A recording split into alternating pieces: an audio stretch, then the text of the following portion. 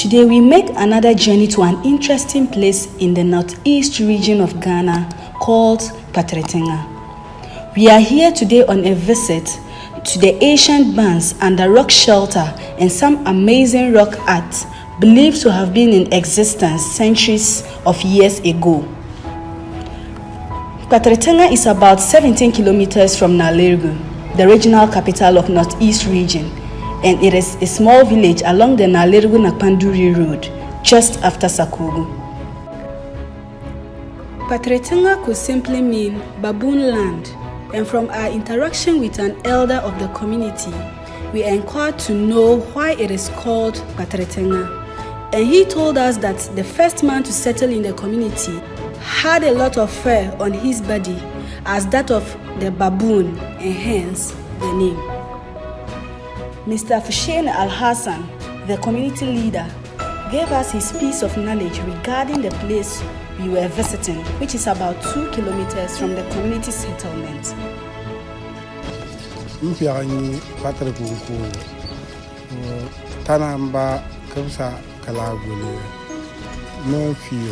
Na paru nanga katelem parne ko wayin le bale kala ban tana abul ka ma boa ka sennalan kalgalem pieni lambalan ka talentu ba ko got le waya ta anga ti dinna kan fi so la bombe kalgalem pieni len tu balan ka talentu ba ka jelen jela ka kalgalem pieni ko got ngan sit kala jiyo na bale la sof ni si an krebe par ne ke la ba le ko gwalan kala ba ke so de woni ko sof ni bia ke ti sof mani kal patan ne long ke di jinyu ke yalam pi asi le ke ti bon pi kala nan den o bon ma bia da be ke ti jibulum bambangala si mo so mala ke tertam ten sa bonne bol talaf tangamal kani bi ni ba ko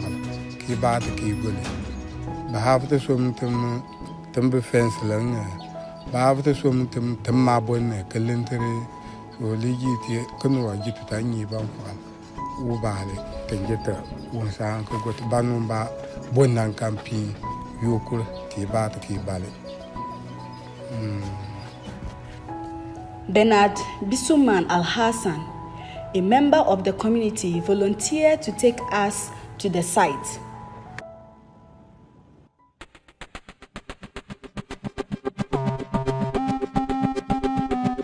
Okay, so it's about 20 minutes now on motorbike since we left Kpatiritinga, and now we are moving towards the site, which has the ancient rock art and granaries. Watch out.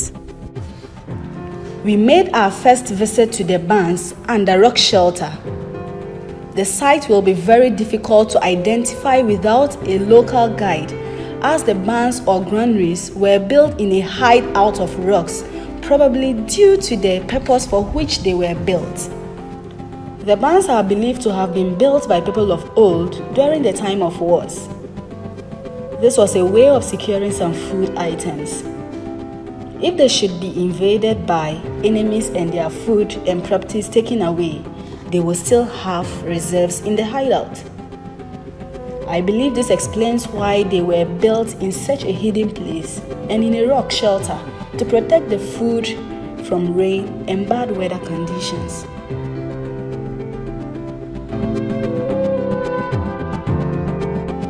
Okay, so as you can see, we have finally arrived at one of our long-anticipated interesting sites, and then we would just like one of the community members to tell us more about these barns. Enjoy.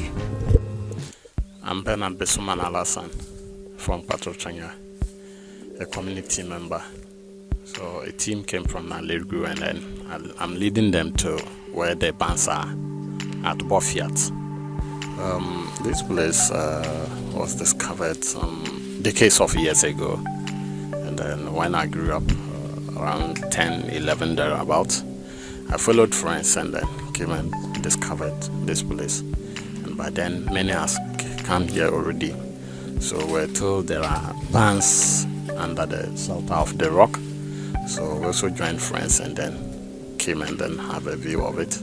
It was interesting. Later on, people from University of Legon also came, and then they have to do some discoveries here. And we are told by our parents that they too grew up and met the bands under the rock shelter. So I think, and information is given us that it was our great-great-grandparent that tried to come and then put up these bands in order to secure their food stuff. By then there was wars, conflicts, and other things.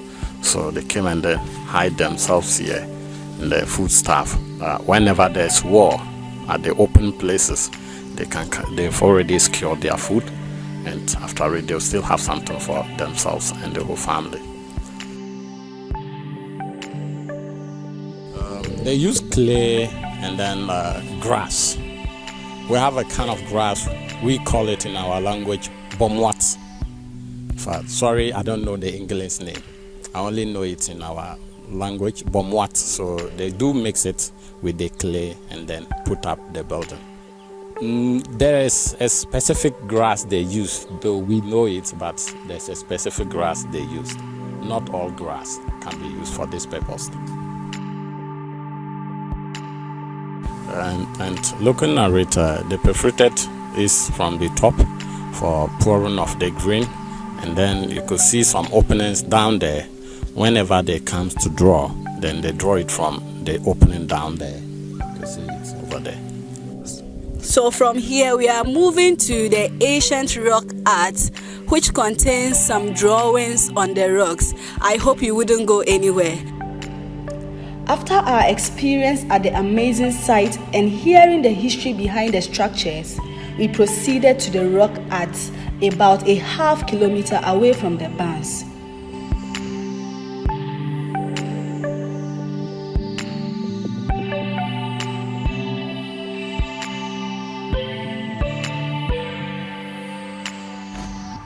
From afar, one would not be able to notice the drawing on the rocks, as the art is beneath a rock shelter.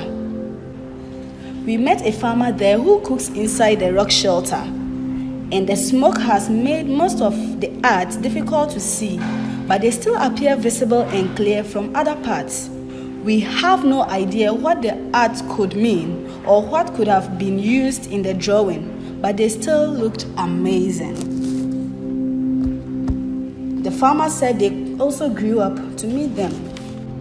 Stories have it that they have been in existence for centuries, and others have attempted erasing them, but that has proven futile.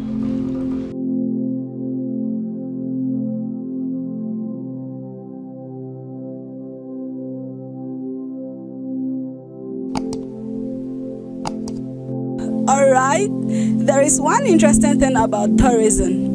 After going through a stressful journey, at least there is something to eat. You can see me holding some fruits, and then we are gladly enjoying that.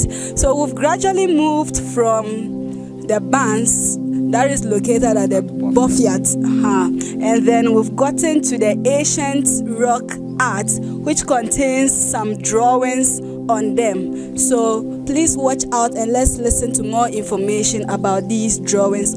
My elder brothers, who were in the bush all the time and then go for hunting, and then I followed them one day and then came also have a look at what is here, which is rock art. And then we imagined what happened or what they use in drawing this. In fact, it was not something easy we could discover.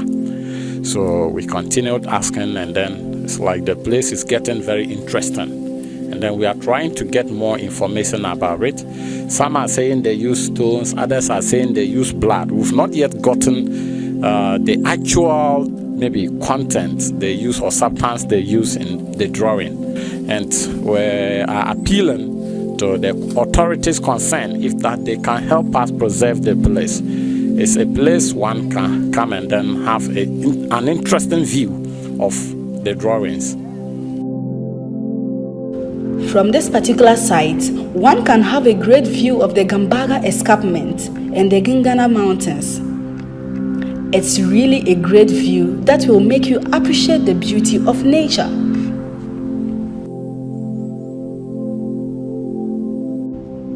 I hope you have enjoyed these beautiful scenes and the history behind them. Till we come your way once again with another episode of Discover Africa. Please subscribe to our channel if you haven't, and tell us where you will want us to visit next in the comment section. Bye.